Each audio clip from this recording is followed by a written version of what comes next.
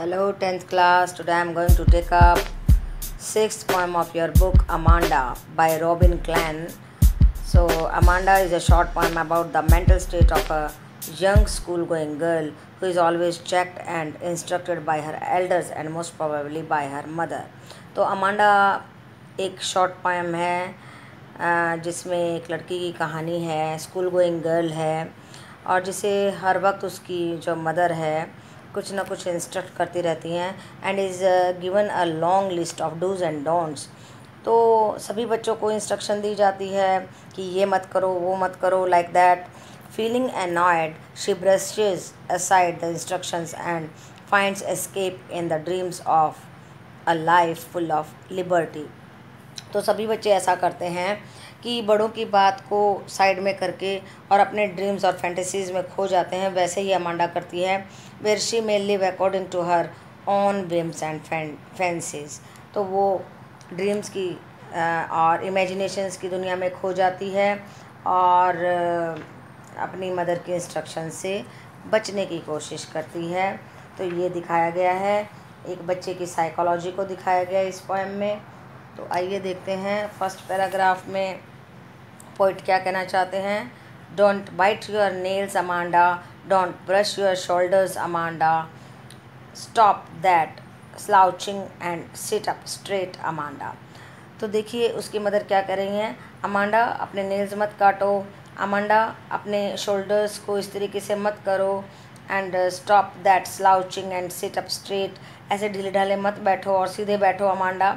तो ये इंस्ट्रक्शंस उसकी मदर ने दी हैं। किसकी मदर ने दी हैं? अमांडा की मदर ने दी हैं।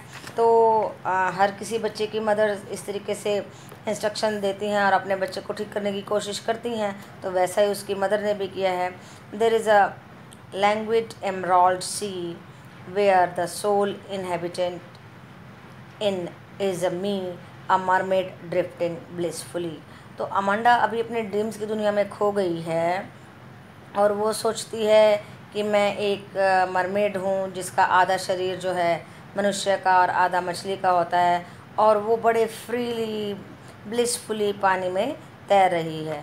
अपनी माँ की बातों से बहुत दूर इमेजिनेशंस में खो गई है अमांडा और इस तरीके की अपने आप को एक मरमेड होने का इमेजिन करती है। Did you finish your homework Amanda, did you tidy your room Amanda, I thought I told you to clean your shoes Amanda. तो एकदम से उसकी इमेजिनेशन टूट जाती है अमांडा की जब उसे अपने फिर से मदर की आवाज़ सुनाई देती है। Did you finish your homework Amanda, क्या तुमने अपना काम ख़त्म कर लिया है अमांडा, होमवर्क कर लिया है। Did you tidy your room Amanda, क्या तुमने अपने रूम को क्लीन कर लिया है। I thought I told you to clean your shoes Amanda, mother कहती है मैंने तुमसे कहा था कि अपने जूते भी साफ़ कर लेना, क्या तुमने वो साफ़ कर लिए हैं। I am an orphan roaming the street, I pattern soft dust with my hushed bare feet, the silence is golden, the freedom is sweet.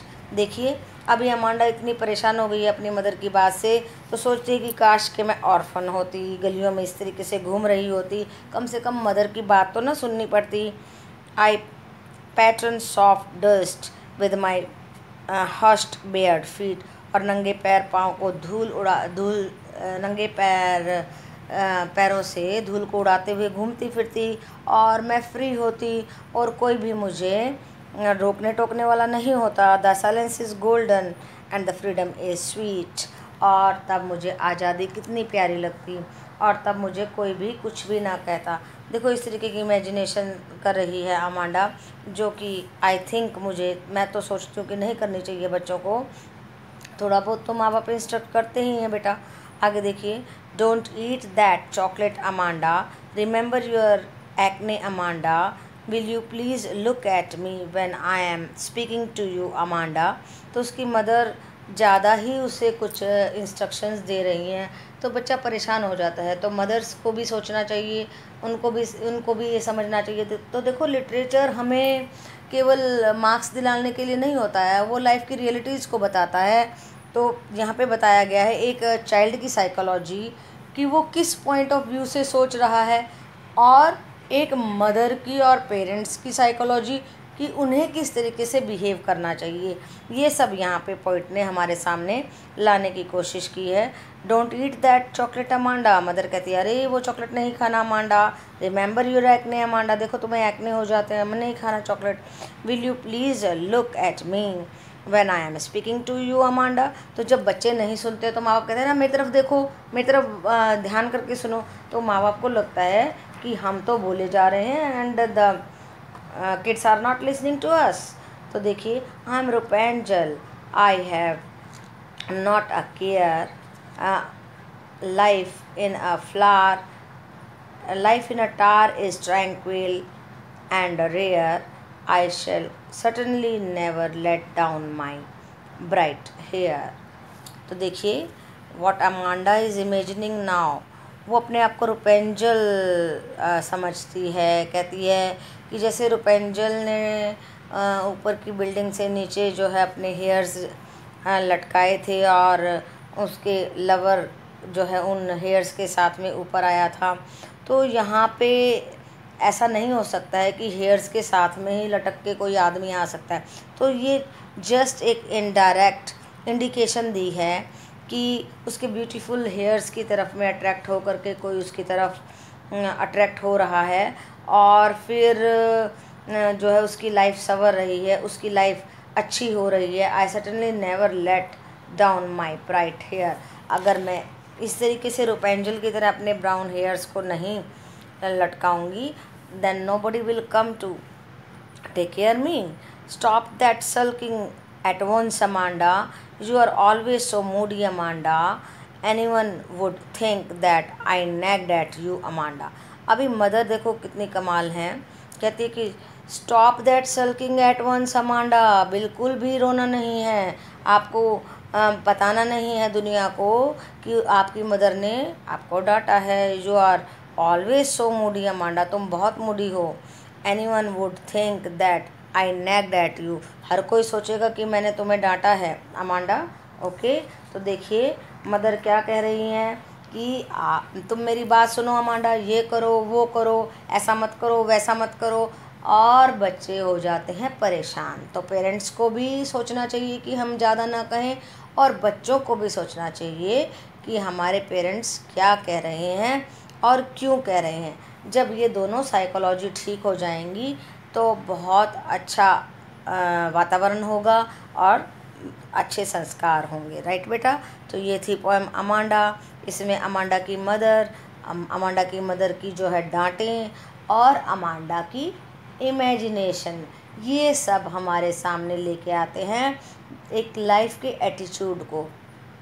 तो जो मदर्स डांटती हैं उनको डांटना नहीं चाहिए, और जो बच्चे मदर की बात को ऐसे ही समझते हैं तो उनको वैसा भी नहीं समझना चाहिए, क्योंकि ज़िंदगी की रियलिटी ये होती है कि हमें अगर अपने माँ बाप की बात को वैल्यू नहीं दी अगर हमने, तो जो है रिज़ल्ट्स बहुत भयानक हो सकते हैं।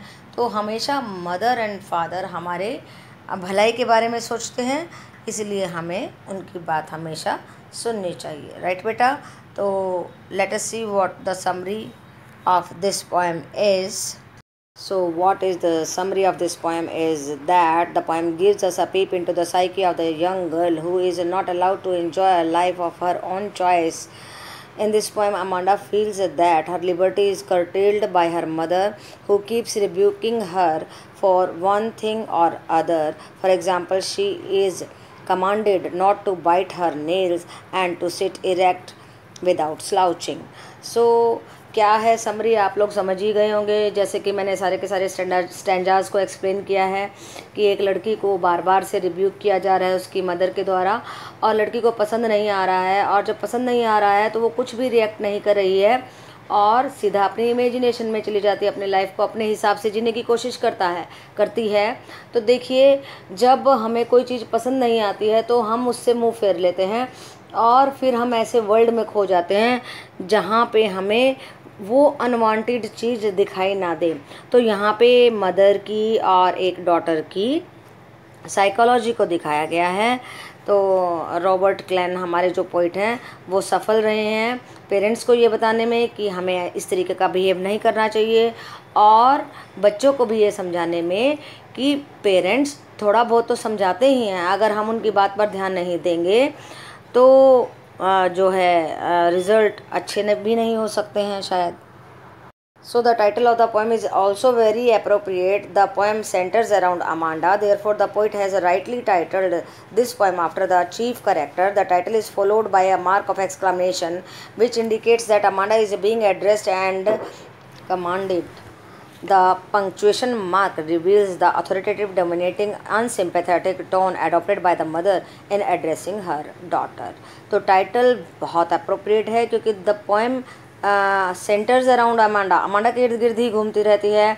सो title is rightly set by the this poet. The title is followed by a mark of exclamation. Exclamation is also there which indicates that Amanda is being addressed, कि अमांडा को ही बुलाया गया है. The punctuation mark reveals that authoritative, dominating, unsympathetic tone adopted by the mother in addressing her daughter.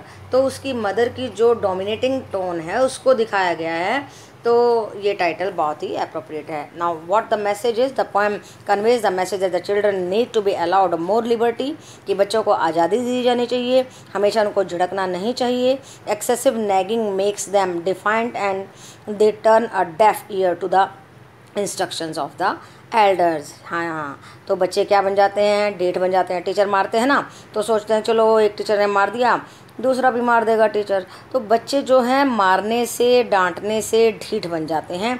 They develop a kind of dislike for real life and start escaping into the world of the dreams and imagination. तो देखो बच्चे जो हैं बहुत कच्चे घड़े की तरह होते हैं. अगर हम जिस तरीके से हम उनको बनाना चाहेंगे कच्ची मिट्टी को, तो उसी तरीके से बन जाते हैं. अगर हम उन्हें डांट के बिल्कुल इंडिफरेंट करना चाहते हैं तो वो रिएक्ट ही करना छोड़ देंगे. लेकिन अगर हमने उनके साथ फ्रेंडली एटीट्यूड अपनाया तो हो सकता है शायद उनमें कोई चेंज आ जाए. In fact the poem indirectly emphasise the need of the healthy bond between the parents and the children. तो पेरेंट्स और चिल्ड्रन के बीच में एक हेल्दी बॉन्डिंग होनी चाहिए. So this was the message of the poem. Now let us see the theme of the poem. The poem deals with the child psychology as well as the lack of the insight on the part of the elders to understand children thought process. The poem seems to suggest that more children are suppressed, the more defiant they become. जितना हम उनको दबाएंगे उतने ही वो बेकार स्वभाव के हो जाएंगे. Such children start finding reality to be harsh and find escape in the daydreaming और imagination. बिल्कुल सच्चाई से दूर भागने लग जाते हैं बच्चे और डे ड्रीमिंग करते हैं, इमेजिनेशन करते हैं और एक फेक लाइफ जीने लग जाते हैं. so much so that they start wishing for a life without parents. और इतनी हद तक कि ऑर्फन समझने लगी थी ना अमांडा अपने आप को. तो कहती कि मैं ऑर्फन होती तो अच्छा होता, इधर उधर घूमती. देखो कितनी डेंजरस बात है. तो बच्चे जो हैं पेरेंट्स से दूर अपने आप को करने की सोचने लग जाते हैं और उन्हें लगता है कि पेरेंट्स जो हैं हमारी आज़ादी के बाधक हैं, हमारी आज़ादी को हमें आज़ाद तरीके से जीने नहीं दे रहे हैं. The poem indirectly advises the parents to have healthy and friendly relation with the children which may be more effective in grooming them properly. तो देखो सही बात है बिल्कुल. पेरेंट्स को इनडायरेक्टली कहा है कि देखिए इतना हार्श भी नहीं होना है और बच्चों को फ्रेंडली एटीट्यूड से समझाना होगा, तब जा कर के कुछ बात बनेगी. However the poem also indirectly emphasise the need of the children to listen to the advice of their elders and not to escape reality. और बच्चों के लिए आंखें खोलने वाली पोएम है कि देखो किस हद तक सोचती है. ऐसा नहीं सोचना चाहिए. पेरेंट्स से अच्छा कोई वेल विशर नहीं होता है, क्योंकि वो खाना खाने से पहले अपने आप नहीं खाएंगे, पहले अपने बच्चों के बारे में सोचते हैं. तो हमेशा याद रखो कि parents are first and the last friend. केवल पेरेंट्स ही होते हैं जो हमें अंडरस्टैंड करते हैं. Children can learn to do so if they are treated with affection and given some liberty for suppression results in defiance. तो देखिए इरिटेशन बहुत दुखी कर देती है, पता नहीं कैसे रिजल्ट्स हो जाएं. बच्चे जो है अपने ही परिवार के खिलाफ बोलने लग जाते हैं, अपने ही माँ बाप के खिलाफ बोलने लग जाते हैं. क्यों बोलते हैं? क्योंकि उनकी बात को सुना नहीं जा रहा होता है और जहाँ उनकी बात सुनी जाती है तो वो उस तरफ में चले जाते हैं और वो हमारे फैमिली के लिए, परिवार के लिए, देश के लिए बहुत गलत बात होती है. तो इस पोएम का जो है थीम सजेस्ट करता है कि हमेशा पेरेंट्स को बच्चों के साथ फ्रेंडली रहना चाहिए। ओके बेटा। Now let us see which devices, literary devices have been used in this poem. Alliteration, repetition, anaphora. Alliteration देखिए, alliteration is the occurrence of the same sound of at the beginning of the adjacent or the closely connected words. It creates a musical effect and enhances the pleasure of reading a literary work. तो literary work में अगर sounds को repeat किया जाता है तो musical effect आता है। देखिए कैसे, stop that slouching and sit up straight, S sound is repeating here, S stop, S slouching, S sit, S straight, right. Stop that sulking at once Amanda, stop and sulking, so here alliteration has been used. Next is repetition. Poet often repeat the single word or phrase lines, sometimes even the whole stanza at the interval to create the musical effect. तो musical effect करने के लिए, अपनी poem को beautiful बनाने के लिए या कुछ लाइंस को इफेक्टिवली बोलने के लिए रेपिटेशन भी यूज़ किया जाता है। तो देखो पूरी पोएम में अमांडा वर्ड यूज़ किया गया, Amanda, Amanda and Amanda. Anaphora, anaphora is a poetic device in which a word or a group of the word is used repeatedly at the beginning of the sentence or the clause or close to create a special effect to or to emphasize something. तो anaphora poetic device ऐसा होता है जिसमें group of words को use किया जाता है repeatedly, बार बार लाइन में। देखिए, don't bite your nails Amanda, don't hunch your shoulders Amanda, तो डोंट वर्ड यूज़ किया है, अमांडा अमांडा यूज़ किया है। फिर और भी लाइनें लेके बताती हूँ मैं आपको। Did you finish your homework Amanda, did you tidy your room Amanda, then did use किया है, अमांडा यूज़ किया है। तो ये अपनी बात को एम्फेसाइज करने के लिए पोइट ने ये वर्ड यूज़ किए हैं। देखिए आगे, allusion, allusion means an indirect reference और suggestion. It is a figure of speech in which passing but significant reference is made to a well-known place, thing, person or idea of a historical, mythological culture, literary or the political significance. It does not describe in detail the person or thing it refer to. तो देखिए एल्यूजन create कर रखा है यहाँ पे जब वो कहता है a mermaid drifting blissfully. Now I am Rapunzel, Rapunzel है, मरमेड है, ये सब चीज़ें यहाँ पे यूज़ किए गए हैं जो एग्जिस्ट नहीं कर रहे हैं, माइथोलॉजिकल हैं, हिस्टोरिकल हैं, right. And what is a metaphor? Metaphor is a figure of the speech that is used to make comparison between two things that are not alike but do have something in common, and they are compared directly. No like and as is used. So in the stanzas 2nd, 4th and 6th, when he is comparing Amanda with to a mermaid, an orphan, Rapunzel, यहाँ पे इन सब शब्दों में क्या use किया है? Metaphor use किया है। तो ये थे पोइटिकल डिवाइसेस, पोइट ने किस तरीके से अपनी पोएम को ब्यूटीफुल बनाने के लिए यूज़ किए हैं। ओके बेटा।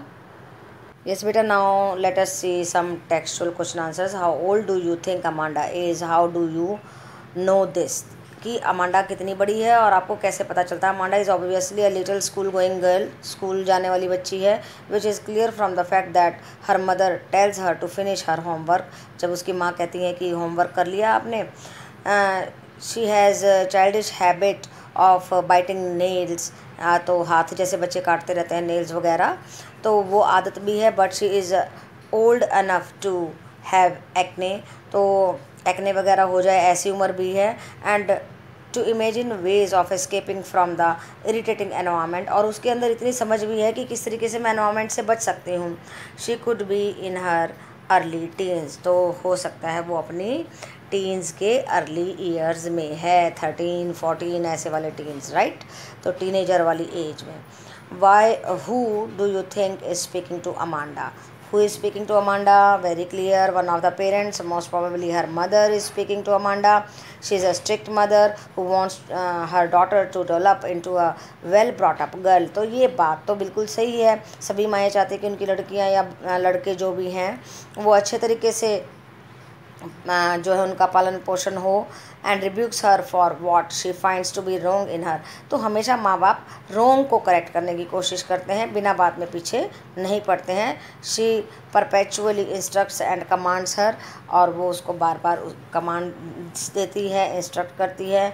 Y are the stanzas 2, 4, 6 given in parenthesis में क्यों दिए गए हैं? 3 stanzas mentioned above are in the parenthesis as poet wishes to convey to the reader that they record the child's thought and imagination। Parenthesis में इसलिए दिए गए हैं ताकि हमें पता चल जाए, रीडर को पता चल जाए कि ये बच्चे की इमेजिनेशन है, which are not expressed vocally and should be distinguished from the mother's words. और उनको मदर के वर्ड्स में हमें मिक्स करके नहीं समझना है। तो पोइट ने हमें समझाने की कोशिश की है कि वो क्या लिखना चाहते हैं। Who is the speaker of the stanza 2, 4, 6? Do you think this speaker is listening to the speaker in the stanza 1, 3, 5, 7? Amanda is the speaker in the stanza 2, 4, 6. 2, 4, 6 में अमांडा बोलती है, she is deliberately turning a deaf ear to what her mother is saying in stanza 1, 3, 5 and 7 as she wants to escape her perpetual nagging by indulging into the wishful dreams। तो first, third और fifth stanza और seventh में जो है Amanda अपनी imaginations में चली जाती है। तो आगे देखिए क्वेश्चन नंबर 6 देखते हैं। क्वेश्चन नंबर 6 में what could Amanda do if she were a mermaid? अगर वो मरमेड होती तो क्या करती? Amanda would enjoy herself in the calm still placid water of the green sea. If she were a mermaid she would be all by herself, not with nobody to disturb her, she would have a blissful life। तो Amanda जो है काम Placid cool water में बड़े आराम से तैर रही होती और वहाँ पे उसे कोई भी डिस्टर्ब करने वाला नहीं होता। Is Amanda an orphan? Why does she say so? क्या अमांडा ऑर्फन है? Her mother speaks to her all through the poem. सारी पोएम में मदर उससे बात करती, तो अमांडा ऑर्फन कैसे हो सकती है? अब उसकी कांस्टेंट स्कोल्डिंग से, क्रिटिसिज्म से अमांडा परेशान हो गई है, तो वो अपने आप को इमेजिन करती है कि इससे अच्छा तो मैं ऑर्फन होती, मैं आज़ाद होती, कोई मेरे को तंग ना करता, so that she can live her life according to her own whims and fantasies और fancies without being checked by anyone. तो ये तो अमांडा इमेजिन कर रही थी कि मैं जो है इससे अच्छा ऑर्फन होती। राइट बेटा? Okay. Now let us see question number 9। Do you know the story of Rapunzel? क्या आप रुपेंजल की स्टोरी को जानते हो? Why does Amanda want to be Rapunzel? और रुपेंजल क्यों बनना चाहती है? Rapunzel is a German fairy tale of the beautiful girl who was imprisoned by a witch in a tower, जिसको टावर में एक चुड़ैल ने रोक लिया था और उस टावर में जो है कोई दरवाज़ा नहीं था। एंड अ सिंगल विंडो, केवल एक खिड़की थी। The witch herself use to climb up and down with the help of the Rapunzel long golden hair and she let down out of the window. तो वो चुड़ैल भी उसके बालों की मदद से ऊपर चढ़ के आती थी, कोई रास्ता ही नहीं था जाने का। तो after a few obstacles the Prince climbed her up her long hair into the tower and rescued the girl from the captivity and married हर। उसे छुड़ाया और फिर उससे शादी की। तो इसी तरीके से अमांडा भी अपने आप को उसी के साथ में कंपेयर कर रही है, सोचती है कि ऐसे ही कोई राजकुमार आएगा तो उसके बालों के को पकड़ के थोड़ी ना आएगा। वो उसको इनडायरेक्टली बताना चाह रही है कि मेरे गोल्डन हेयर से अट्रैक्ट होकर के कोई मुझसे मेरी भी मदद करेगा और मुझे आज़ादी दिलाएगा। तो बेटा ये थे टेक्सचुअल क्वेश्चन आंसर्स, ध्यान से आपको प्रिपेयर करने हैं। ओके बेटा।